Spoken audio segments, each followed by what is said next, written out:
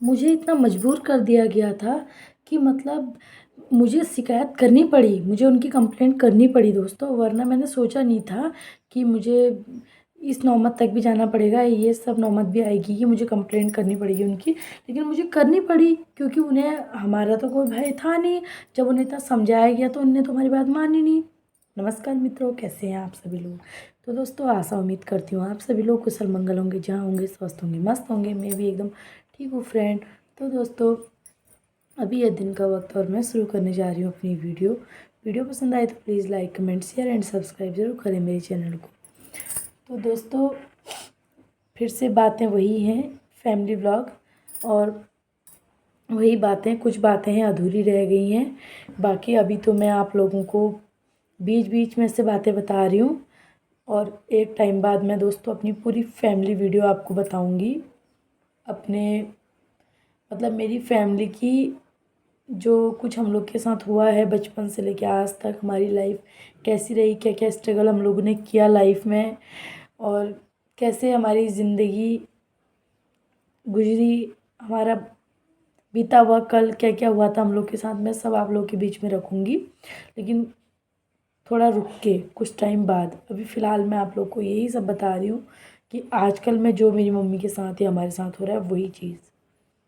तो दोस्तों, जैसे कि मैंने कल आप लोगों को बताया था कि मतलब हमारे पापा है ना, जो हमारे पापा की सोच थोड़ा पहले से मतलब थोड़ा पुरानी सोच रही है उनकी, पुराने ख्याल के इंसान है वो। मतलब पहले की सोच, आजकल तो आप लोग देख ही रहे होगे, जिसका एक बेटी हो जाती है वो भी खुश, जिसका एक बेटा हो गया वो भी खुश। बेटा बेटी में कोई फ़र्क नहीं, कोई भेदभाव नहीं।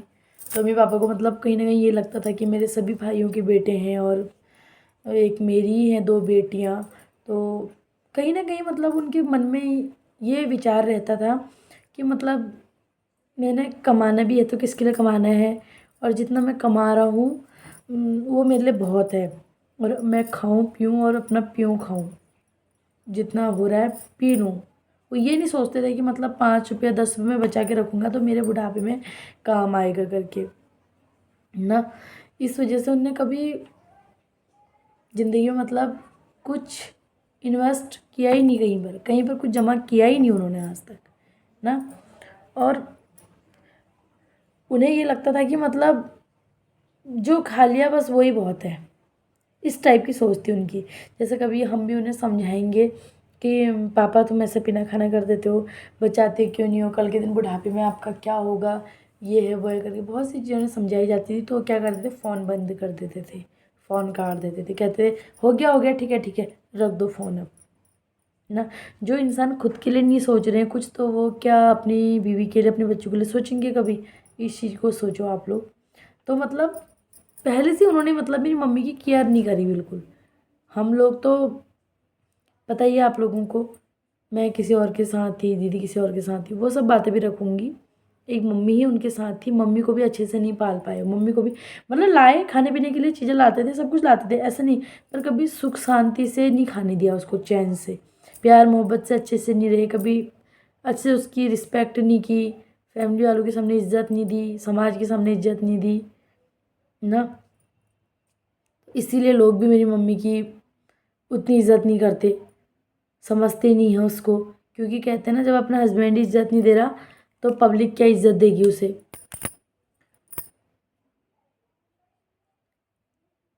ना।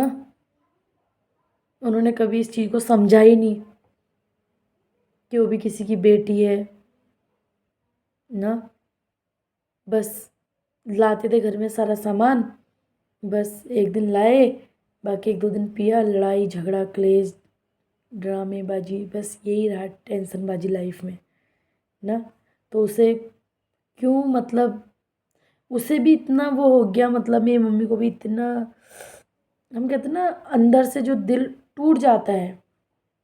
एक औरत होती है ना दोस्तों, वो अपने पति के साथ रहना तभी तक पसंद करती है जब तक उसे इज्जत मिलती है, और परिवार के बीच में उसको इज्जत दी जाती है, बाकी समाज में उसको इज्जत दी जाती है, उससे अच्छा व्यवहार किया जाता है, उसको लत्ता कपड़ा खाना पीना अच्छे से, मतलब कुल मिला के मतलब उसकी केयर की जाती है, उसको इज्जत दी जाती है। तभी एक औरत रहती है। और उसके अलावा अगर आप अपनी स्त्री को मार रहे हो, पीट रहे हो, लड़ाई झगड़ा कलेशबाजी कर रहे हो घर के अंदर, तो वो औरत आपके साथ रहेगी तो सही, लेकिन वो कहीं ना कहीं मजबूरी के साथ आपके साथ रहेगी। उसके भी सिर्फ 3 कारण हैं आपके साथ रहने के। पहला, वो अपने माँ बाप की इज़्ज़त के बारे में सोचती है कि मुझे क्या कहा जाएगा, मेरे मायके पक्ष में मुझे क्या कहेंगे। क्योंकि दूसरा, उसे फैमिली का सपोर्ट नहीं रहता है, उसका परिवार उसका साथ नहीं देता ना।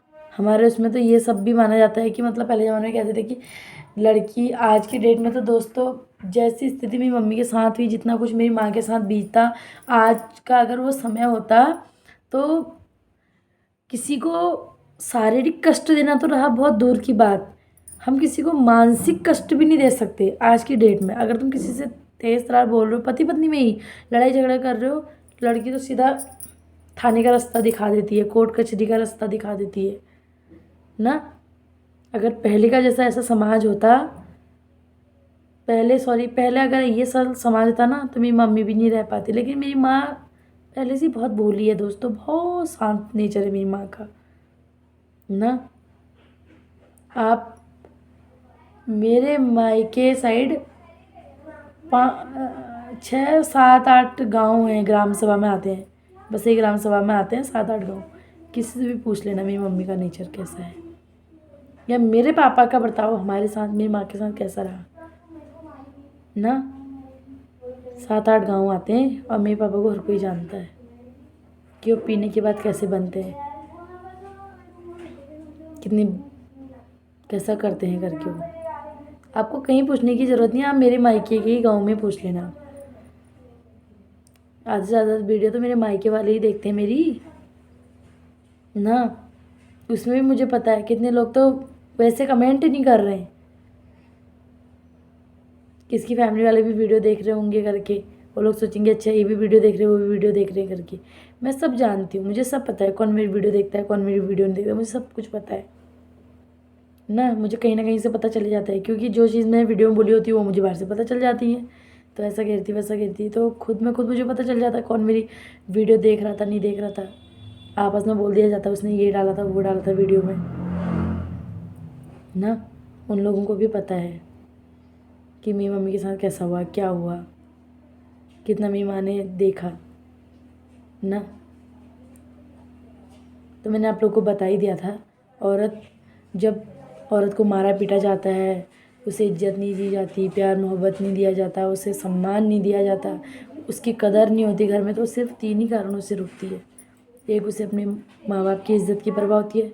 दूसरा, उसे उसके माँ बाप का सपोर्ट नहीं मिलता। तीसरा, वो अपने बच्चों के कारण रहती है। 3 ही कारण होते हैं एक स्त्री के उस घर में टिकने के, रहने के, जिस घर में उसे इज्जत और प्यार नहीं मिलता और मारा पीटा जाता है। इतनी बुरी तरह मेरे पापा मारते हैं मेरी मम्मी को ना, हमने देखा है भाई, हमने अपनी आँखों से देखा है अपनी माँ को पिटते हुए। लेकिन हम तब बच्चे थे, हम नाबालिग थे, हम बच्चे थे, हमें अक्ल नहीं थी। हम सोचते थे खुद अपने को बचना, हम कैसे बचे होती थी हमें ना। मेरी मम्मी पहले से ऐसी नहीं थी, उसे मार मार के उसको ऐसा बनाया गया। क्या कर्म नहीं किया उन्होंने, मार के उसका कान सुन्न कर दिया। कितना अत्याचार उन्होंने किया मेरी माँ पे ना। वो आज से थोड़ा पीते हैं, वो इतना पीते खाते हैं, इसीलिए हम दूसरों के वहाँ गए कि हमारी मार बच जाएगी, हम बच जाएंगे अपने पापा से। इतने छोटे छोटे थे हम, 12 साल का बच्चा अपने माँ बाप से दूर। मैं अपने बच्चों को एक ट्यूशन और स्कूल के अलावा कहीं नहीं छोड़ सकती। वो कैसे माँ बाप रहे होंगे जिन्होंने अपने कलेजे के टुकड़े को अपने से 7 साल दूर रख दिया, और कैसी मैं रही होंगी जो मैं अपने माँ बाप के बिना 7 साल 8 साल दूसरों के साथ रह गई ना। मैं किसी का वो नहीं कर रही हूँ, जिनके साथ भी मैं रही उन्होंने भी मेरे लिए जो भी है अच्छा ही किया, कोई बात नहीं, उनको भी मैं बुरा नहीं कहूँगी। मैंने उस घर का नमक खा रखा है, इतनी नमक हराम तो मैं भी नहीं हूँ।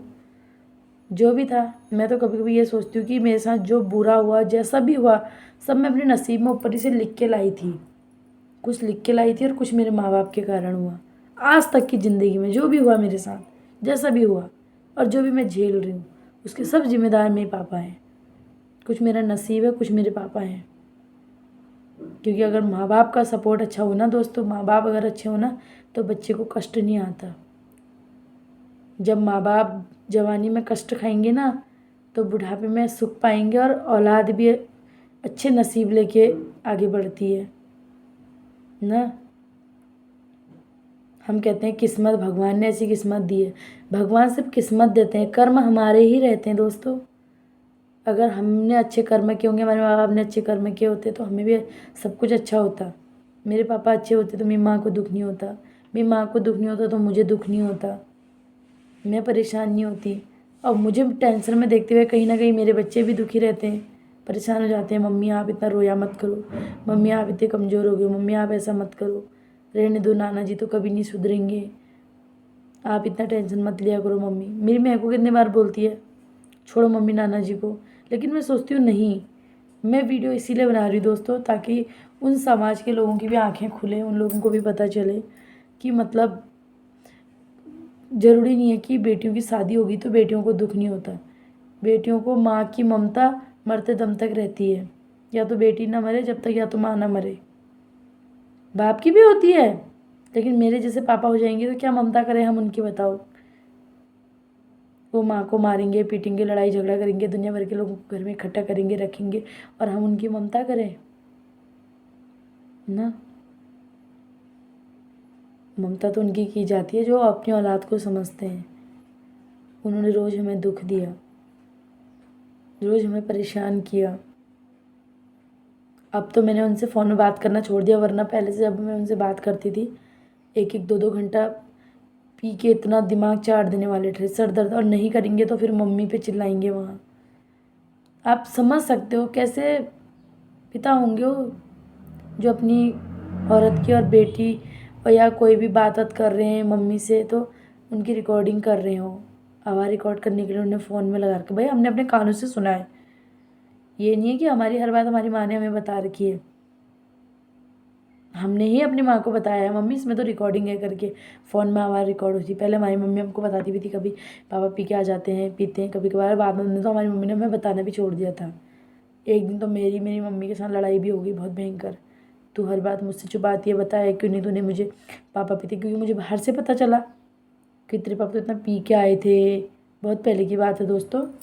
मुझे बताया गया कि तेरी मम्मी ऐसी क्या कहा, हाँ तेरी मम्मी ऐसी बैठी थी यहाँ पे को, और सर धो के आई थी, बाल सुखा रही थी धूप में यहाँ बैठ के, और तेरे पापा आए पी के। तो तेरे पापा ने इतना मोटा बांस का लट्ठा निकाला और उसी से मारते मारते कमरे में ले गए शराब पी के। वो शराब पीने के बाद तो पागल हो जाते हो। उनके एक बार में बात माननी हुई, अगर आपने ना नुकुर कर दिया, कभी कभी तो बिना ना नुकुर के भी छूट देते हो ना। जब हमें बताया गया कितना दिल दुखा मेरा दिल, तब मैंने मम्मी से कहा, मैंने कहा मम्मी मेरे को इतना दुख हुआ, तेरे को ऐसा मारा था कैसा था। फिर भी मेरी मम्मी ने फ़ोन में नहीं बताया मुझे, क्योंकि मेरी मम्मी को मैंने बता दिया था इसमें रिकॉर्डिंग होती है करके ना। फिर मेरी मम्मी ने मुझे नहीं बताया। बाद में कहा मेरी मम्मी ने, हाँ मुझे ऐसे मारा, कितना दिल दुखा होगा मेरा। वो आज से नहीं, वो शुरू से ही वैसा करते हैं। एक मैं ही नहीं, इस पीड़ा से बहुत सी लड़कियां गुजर रही होंगी, बहुत से लोग होंगे जो इस समस्या से गुजर रहे होंगे। एक मैं अपनी बात नहीं कह रही हूँ, क्योंकि हमारे पहाड़ में जो है ना बर्बादी का कारण ये शराब ही है दोस्तों। एक मैं ही एक अनोखी ऐसी बेटी नहीं हूँ जो मुझे दर्द हो रहा है। हाँ ये है कि मैं अपनी माँ के लिए खड़ी हो रही हूँ और बातें ला रही हूँ, वीडियो के माध्यम से आप लोग को शेयर कर रही हूँ। लेकिन बहुत से लोग ऐसे होंगे जिनके पास फ़ोन ही नहीं होगा, जिन लोग को अपनी बात रखने की जगह ही नहीं मिल रही होगी, कौन सी जगह पर हम अपनी बात रखें करके ना।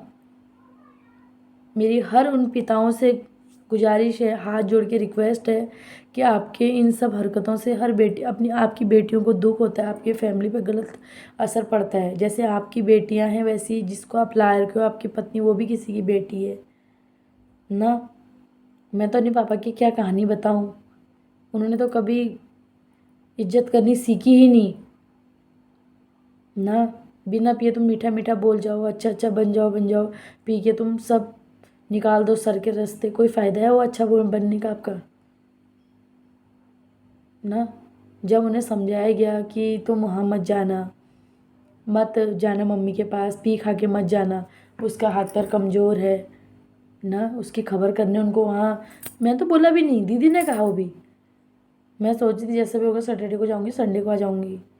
उसने कहा चल रुक जा, मैं बात कर लेती हूँ, बोल देती हूँ, बच्चों का स्कूल है तेरे करके। मेरे बच्चों की पढ़ाई भी तो डिस्टर्ब हो रही है उनके चक्कर में ना। उसने कहा तू रहने दे, मत कर, और मैं बात करती हूँ। उसने उन्हें समझाया, पापा आप जाना, थोड़ा देख आना मम्मी को कैसा हो रहा है, पैर क्या हो रहा है। और वो वहाँ जाके पी खा के ड्रामाबाजी करके दूध के लोटे पे लात मार के गिलास पे, और बना मेरे लिए खाना, बना मेरे लिए वो बना। वो बेचारी तो अपना खुद ही कितनी मुसीबत से अपने दिन काट रही है। मैं झूठ नहीं बोल रही दोस्तों, आप लोगों ने देखा है मेरी मम्मी को कितनी कमज़ोर है वो। हाथ पैर ही नहीं है तो कमज़ोरी होना है, उसने हाथ टूट गया, पैर टूट गया। नहीं तो मेरी मम्मी ने क्या काम नहीं किया, जंगलों से लकड़ी भी ढूंढ के लाई है मेरी मम्मी। जिस हिसाब से मेरी मम्मी शहर की लड़की थी, मेरी मम्मी ने कभी पहाड़ नहीं देखा था ना। 25-26 साल की उम्र के बाद मेरी मम्मी की शादी हुई। जिस हिसाब से मेरी माँ ने कभी पहाड़ नहीं देखा, प्लेन्स की वो उसका जन्म है। भले मेरे नाना नानी पहाड़ के हैं, लेकिन वो लोग का जन्म प्लेन्स में हुआ है। प्लेन्स से शादी हुई, सब कुछ हुआ, बच्चे, हमारा जन्म प्लेन्स का है। उस हिसाब से मेरी माँ ने फिर भी किया। कभी जाऊंगी मायके, दिखाऊंगी आपको मेरे मायके के घने घने जंगल, कहाँ कहाँ से मेरी मम्मी लकड़ियाँ ढूंढ के लेके आई है करके।